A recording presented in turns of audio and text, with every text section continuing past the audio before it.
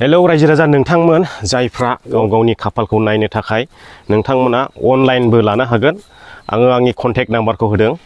नोंथांमोना जेरावखि थाया इन्डियानि बबे स्टेटआव दङ नोंथाङा लाहरनो हागोन। आंनि वाट्सएपआवहाय आंखौ कन्टेक्ट खालामनानै आरो नोंथांमोना फनबो खालामनो हागोन। एकथासो समायावहाय एकथानिफ्राय आरायथा तिनथासिमावहाय नोंथांमोना फन बुब्लाबो मोनगोन।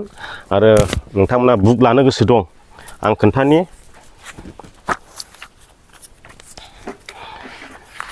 बेयाव नायनो हागोन। खेलाया ओरैबायदि गोबां दङ, गासिबो गारि फिसा प्राइस गैया। ओमफ्राय बेवहाय नायदो नै बेयाव 40टा प्राइस जागोन गांसे लायोला। ओमफ्राय बुक लायोला नोंथांमोना गांसे फ्रि मोनगोन। ओमफ्राय खेलाया जागोन जाहैबाय नोंथाङा बुक खेलाखौबो गेलेनो मोनगोन बुक लायोला।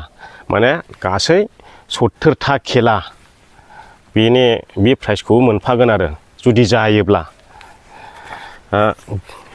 100 थाखाल' टिकेटआ। ओमफ्राय खेलाया जागोन जाहैबाय जानुवारि 22 थारिख।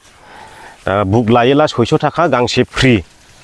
नोंथांमोना जेरावखिया थाया मानो बबे स्टेटआव दं इन्डियानि बबे स्टेटआव दङ बिनिफ्राय अनलाइन नोंथांमोना लाहरनो हागोन।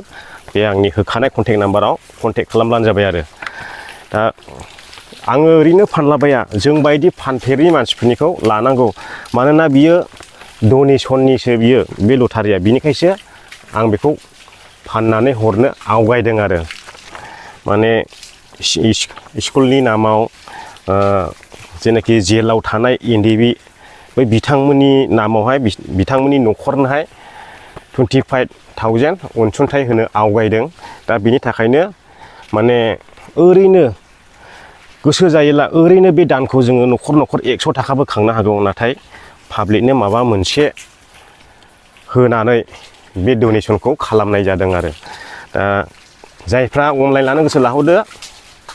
इंडिया का किसी भी कोने में हो तो ऑनलाइन ले सकता है। मैंने मोबाइल नंबर दिया, मोबाइल नंबर में फ़ोन करके आप लोग डायरेक्ट कांटेक्ट कर सकते हैं मेरे से और ले सकता है। उसमें है तो 40 प्राइस है। प्राइस कुछ भी छोटा नहीं है, सब बड़ा प्राइस है।